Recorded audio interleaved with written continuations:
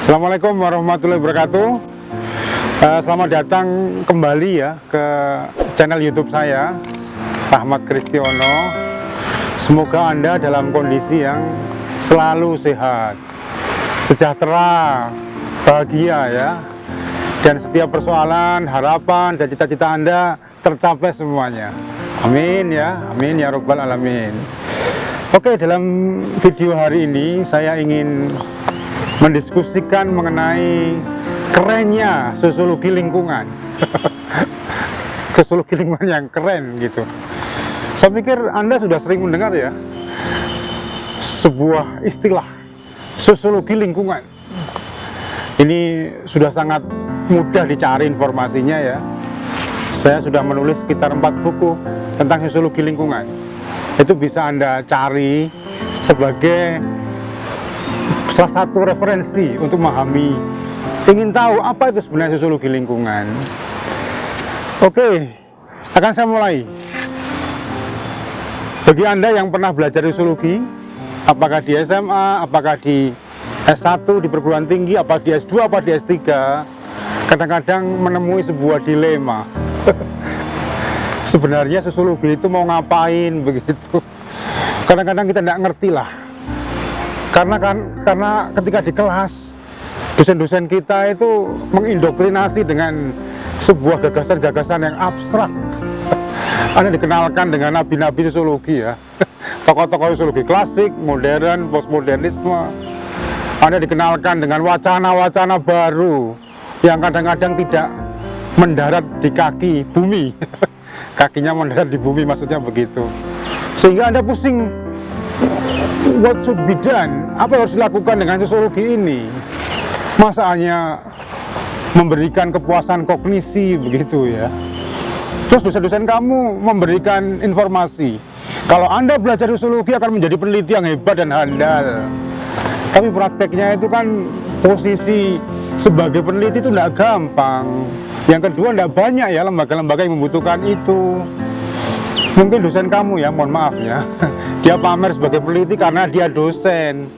Tapi ketika dia bukan dosen, alumni sosiologi, apakah menjamin hidupnya bisa ditopang dengan profesi sebagai peneliti? Ini kan persoalan besar ya. Oleh karena itu jangan menyerah, jangan pesimis begitulah. Kita harus cari alternatif bahwa sosiologi ternyata juga bisa praktis loh, bisa praktis. Sebagaimana ilmu-ilmu yang keren hari ini, praktis ya, tidak mesti abstrak. Nah, hari ini saya akan berbagi kisah bahwa sosiolog juga bisa menjadi penulis. Penulis tahu ya, penulis harian gitu loh. Tersebar kan di kota kamu, kabupaten Anda, hampir semua Indonesia ini kan ada media ya, ada harian, ada koran begitu. Dan dengan koran itu kita bisa membuat sosiologi bekerja. Making sociology works. Dengan cara apa? Menulis opini. Nah, oke lah, hari ini saya akan menjelaskan pada Anda bagaimana menulis opini di koran dengan memanfaatkan studi sosiologi lingkungan. Nah, itu ya, poin itu tolong Anda perhatikan dengan baik. Kebetulan saya punya kebiasaan menulis ya, selain menjadi dosen di program studi sosiologi FISIP UMM, dan tulisan saya sudah cukup lumayan lah, tidak banyak tapi lumayan, tersebar baik di koran nasional maupun di koran lokal. Nah, cara saya menjelaskan di video YouTube hari ini adalah dengan membahas satu persatu tulisan saya di koran nasional dan lokal tersebut. Oke ya, nggak usah cemberut begitu ya. Kamu harus bersabar lah, agak lama nggak apa-apa, yang penting cerdas dan mencerdaskan. Oke, tulisan saya yang pertama itu saya kasih judul Forest for People. Tulisan ini lahir adalah bentuk kegelisahan saya terhadap kebakaran hutan tahun 2002 di Kota Batu, tepatnya di Gunung Panderman. Nah, saya sebagai seorang sosiolog, wah keren ya, sebagai seorang sosiolog itu gregetan begitu loh. Kenapa penanganan hutan selalu hanya melibatkan pemerintah saja, alias perhutani? Kenapa masyarakat tidak pernah diajak untuk berdiskusi? Kenapa masyarakat tidak pernah diajak untuk berpartisipasi? Padahal ya, yang sejak lahir, hidup, dewasa, dan meninggal, itu orang-orang yang di sekitar hutan itu. Nah, di dalam tulisan ini saya minta kepada pemerintah, kepada semua stakeholder untuk mengajak masyarakat lokal di dalam melestarikan hutan. Jadi, saya tulis itu, Forest for People, hutan untuk rakyat. Itu tulisan pertama yang dimuat di koran lokal ya. Kemudian tulisan yang kedua, ini lain persoalan. Tadi kalau pertama bicara forest atau hutan, ini bicara mengenai pencemaran lingkungan. Nah ini sama, kata kuncinya itu gregetan ya. Saya melihat ada pencemaran sungai di Kota Malang yang diproduksi oleh sebuah perusahaan penyamakan kulit gitu, dan masyarakat pusing itu bagaimana mencari solusi. Nah akhirnya apa? Konflik. Masyarakat minta menghentikan pencemaran, menghentikan ganti rugi, tapi perusahaan tidak bergeming. Nah, di dalam tulisan ini saya tegas mengatakan bahwa pencemaran adalah merugikan masyarakat. Oleh karena itu, tolong dihentikan ya. Nah, opini berikutnya adalah yang menjadi kajian sosiologi lingkungan adalah bencana. Ini bencana alam ya. Saya pikir kita sudah memahami benar lah. Ada banjir, ada tanah longsor, ada gunung meletus begitu ya. Bencana industri juga ya itu persoalan yang dihadapi oleh masyarakat. Nah di opini saya ini yang ketiga, saya mengatakan bahwa bencana alam terkait dengan moral kita. Jadi persoalan bencana alam adalah persoalan moral. Kita tidak pernah melakukan konservasi lingkungan. Kita cenderung memenuhi kebutuhan kita dengan mengeksploitasi lingkungan dan sumber daya alam, tapi tidak pernah memperhatikan daya dukung. Yang akhirnya apa? Tata ruang yang sebenarnya sudah support dengan pergerakan alam semesta, pergerakan lingkungan, itu dirusak. Maka ya tidak aneh kalau tiba-tiba muncul banjir. Bagaimana nggak muncul banjir? Wong jalannya air sudah kita tutup semuanya. Bagaimana nggak muncul banjir? Ruang-ruang untuk lingkungan sudah tertutup hanya untuk memenuhi kebutuhan manusia. Jadi sekali lagi saya katakan bahwa persoalan bencana alam adalah persoalan moral. Tanpa kita bicara moral, sampai kapanpun bencana alam akan terjadi di Indonesia maupun di belahan bumi manapun ya. Oke, itu ya opini yang ketiga. Opini berikutnya masih terkait dengan bencana alam. Saya langsung to the point. Problem banjir. Saya tulis itu, refleksi banjir. Saya menunggu peran dari partai politik. Saya pikir pasca kejatuhan dari Orde Baru atau masuk ke Orde Reformasi, peran partai politik ini begitu luar biasa. Terutama dengan adanya pilihan kepala daerah langsung. Wah, ini peran politik dari partai itu begitu signifikan. Cuman pertanyaannya adalah, mungkin nggak peran partai politik itu terkait dengan konservasi lingkungan? Karena dalam tulisan saya ini, partai politik cenderung mengabaikan isu lingkungan.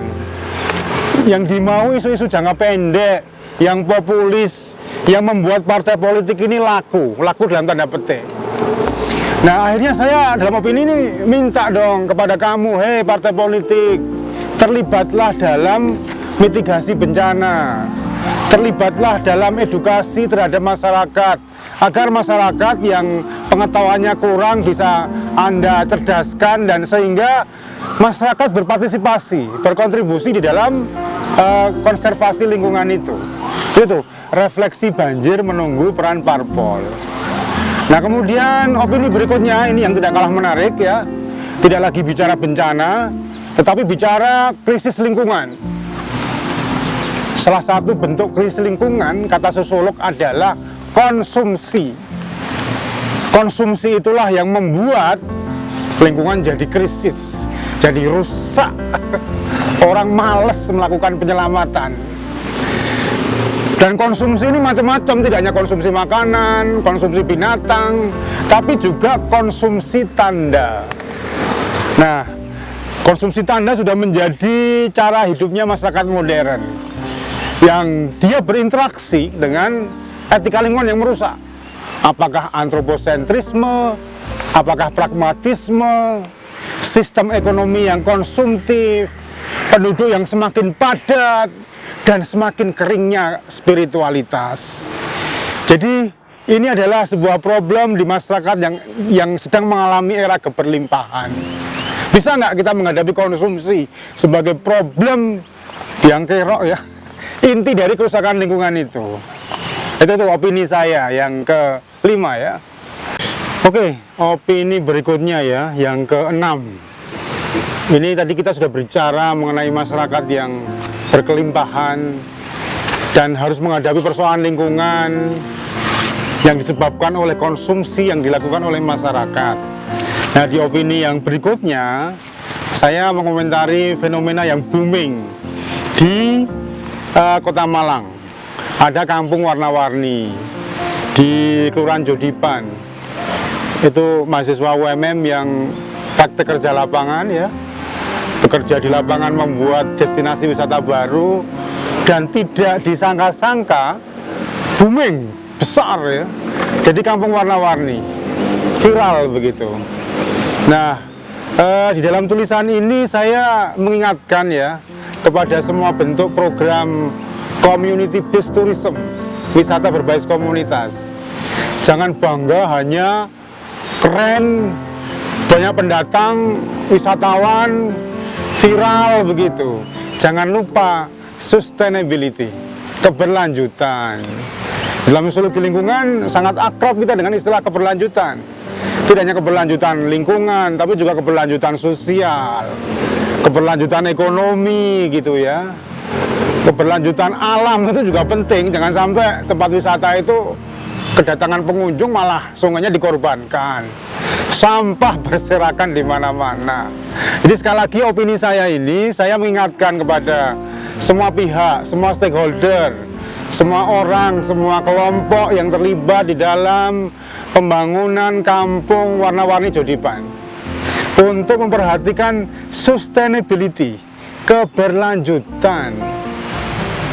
Mau berapa tahun usianya, mau pengembangan model apa 5-10 tahun ke depan itu.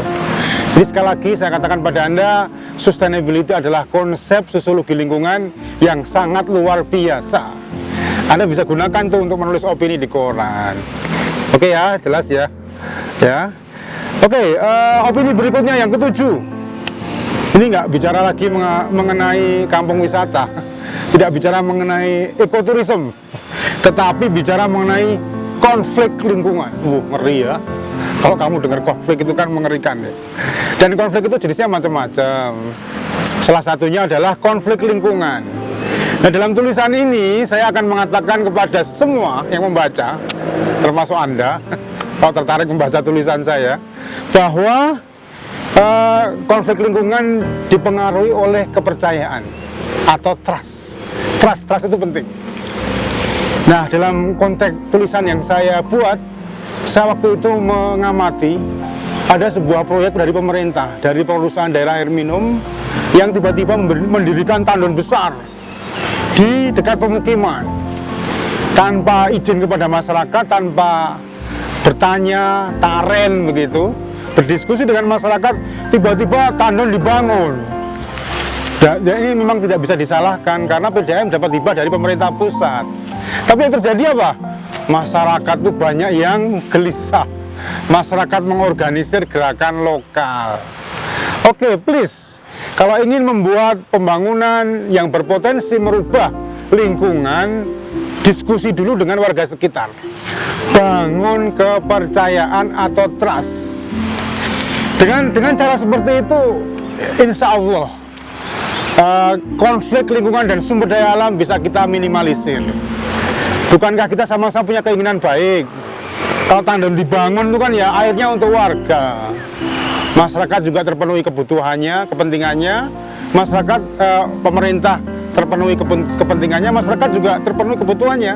Tidak ada kegelisahan, tidak takut nanti jangan-jangan tandanya bubar gitu ya, rusak, kemudian menenggelamkan pemukiman. Itu kan tidak akan terjadi seperti itu. Jadi kata kuncinya kalau kita belajar mengenai konflik lingkungan dengan sosiologi lingkungan dan sumber daya alam adalah mengembangkan trust, kepercayaan. Itu konsep yang sangat penting dan sangat luar biasa. Saya pikir cukup sekian ya video saya kali ini. Ini belum selesai. Opini-opini yang saya tulis masih ada sekitar 7. Jadi sekali lagi ini belum selesai ya. Oleh karena itu jangan lewatkan video saya. Tunggu ya video berikutnya yang tidak kalah menarik. di mana? Di channel YouTube saya. Oke, jadi sekali lagi tolong tunggu, kita masih bicara mengenai kerennya sosiologi lingkungan dengan membahas opini saya di koran atau di harian. Terima kasih. Assalamualaikum warahmatullahi wabarakatuh.